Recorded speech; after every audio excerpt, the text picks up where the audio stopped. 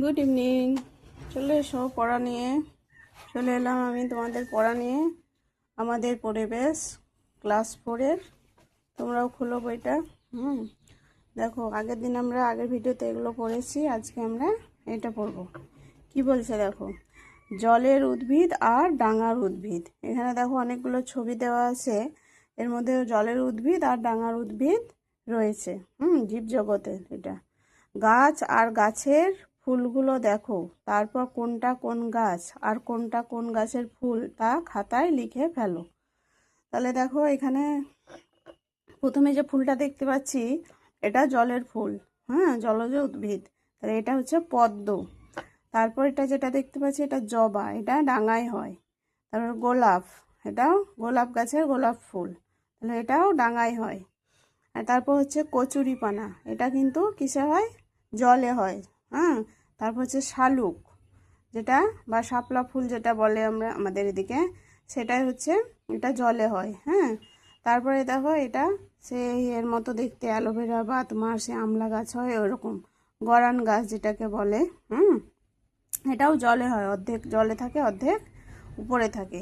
তারপর আসছে দেখো ক্যাকটাস। ক্যাকটাস এটা হচ্ছে ডাঙায় হয়, এটা বেশি মরুভূমি এলাকায় হয় এসব কাঁটা জাতীয় গাছ। তারপর এটা দেখো ব্যাঙের ছাতা বা মাশরুম যেটা বলে। আর এটা হচ্ছে পাইন বা দেবদারু গাছ যেটা। আর এটা তুমি কি বলবো, এটাকে নিম গাছ বা আম গাছ, যেটা নদীর ধারে হয়। এটা যা হোক কিছু লিখবে। তাহলে এখানে আমাদের গাছেদের পরিচয় হয়ে গেল, যেগুলো জলে আর ডাঙায় থাকে। পরের পাতায় কি আছে দেখি। পরের পাতায় কি বলছে, আগের পাতার ছবি দেখো, শিক্ষক বা শিক্ষিকার সাহায্য নিয়ে উদ্ভিদগুলোকে চেনার চেষ্টা করো, তারপর নিচে লেখো। বলছে 1 নম্বরে কি আছে দেখো, স্যাঁতসেঁতে জায়গায় জন্মানো গাছ। যেগুলো স্যাঁতসেঁতে জায়গায় জন্মায় সেই গাছগুলোর নাম লিখবে। স্যাঁতসেঁতে জায়গায় কোন কোন গাছ জন্মায়? যেগুলো জলে মাটিতে, স্যাঁতসেঁতে জায়গায় যেগুলো কচুরিপানা, গরান গাছ, তারপরে আমলা গাছ, আমলা বলছি বচের গাছ। আমলাই তো বলে এটাকে, বচ গাছ যেটা বলে না, আমলা নয়, এটাকে বচ গাছই বলে। আমলা আলাদা, ঠিক আছে। তারপরে হচ্ছে জলের নিচে জন্মানো গাছ, জলে যেসব গাছগুলো জন্মায়, যেখানে আমরা পড়লাম জলে শালুক, গরান, তারপরে এই পদ্ম, এইসব আছে যেগুলো জলে জন্মায়।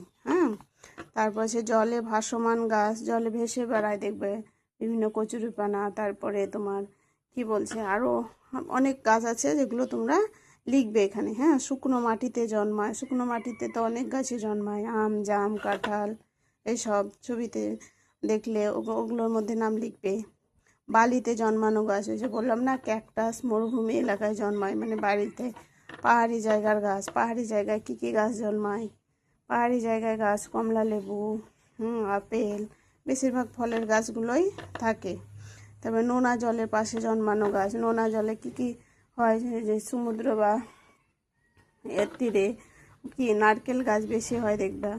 নোনা জলে নারকেল, তরমুজ, এইসব জাতীয় গাছ বেশি জন্মায়। তারপর কি বলছে দেখো, তিতলিদের পুকুরে আজ পানা পরিষ্কার করা হবে। রহমান চাচা, বিশু কাকুরা খড় বেঁধে বিরাট দড়ি তৈরি করেছেন। পুরো পুকুর জুড়ে বিছিয়ে দিয়েছেন। তারপর দুদিক দিয়ে ধীরে ধীরে টান দিলেন, সব পানাগুলো পুকুর পাড়ে জড়ো হয়ে গেল। ফিরোজ, শম্পা, বিল্টুরা এসব দেখছিল। বিল্টু বলল, জানতে জলেতে কত রকম গাছ। ফিরোজ বলল, ডাঙাতেও তো কত রকম গাছ। বাড়ির ফণিমনসার গায়ে কত কাঁটা, কোনো দিনও জল দিতে হয় না। জিওল গাছে আঠা, শিমল গাছে তুলো, পলাশ গাছে আগুন রঙা ফুল, গরানের কাঠ।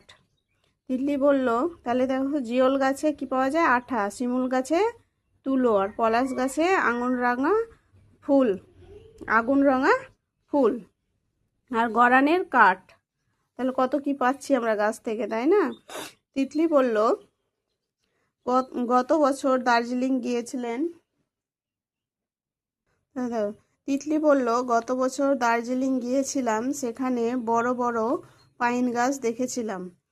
ফিরোজ বলল, চলো একটা কাজ করি, আমাদের এলাকায় জলে আর ডাঙায় নানা রকম গাছ আছে, তার তালিকা করে দিদিমণিকে দেখায়। তাহলে দেখো, বাচ্চারা নিজেদের মধ্যে নিজেরাই আলোচনা করে কত সুন্দর বলছে, তোমরাও তাই করবে। তাহলে এবার এখানে কি বলছে দেখো, তোমরা এবার তোমাদের এলাকায় কি কি উদ্ভিদ পাওয়া যায় তা চেনো, উদ্ভিদের ধরন অনুযায়ী তাদের নিচের তালিকায় লেখো। তাহলে আমাদের চারিপাশে, তোমরা যেখানে বাস করছো তার চারিপাশে, বা আমরা যেখানে বাস করছি তার চারিপাশে কি কি পাওয়া যায় তার জলের একটা তালিকা তৈরি করে লিখি।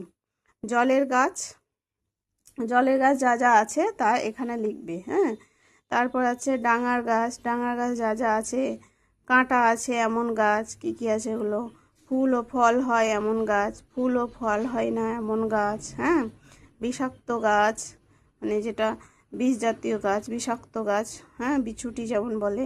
কাঠ পাওয়া যায় এমন গাছ, হ্যাঁ, নিম, কাঁঠাল, আম। লতানো গাছ, ওই লতা জাতীয় গাছ। হ্যাঁ, এগুলো সব এই ছকে লিখবে, যেখানে যে গাছ বলেছে সেই গাছের সেই নামটা এখানে লিখবে। ঠিক আছে, তাহলে এই দুটো ছক তোমরা নিজেরা করো। হ্যাঁ, বুঝিয়ে দিলাম সেইভাবে। আবার পরের ভিডিওতে দেখা হবে, ভালো থেকো। ওকে, বাই, টাটা।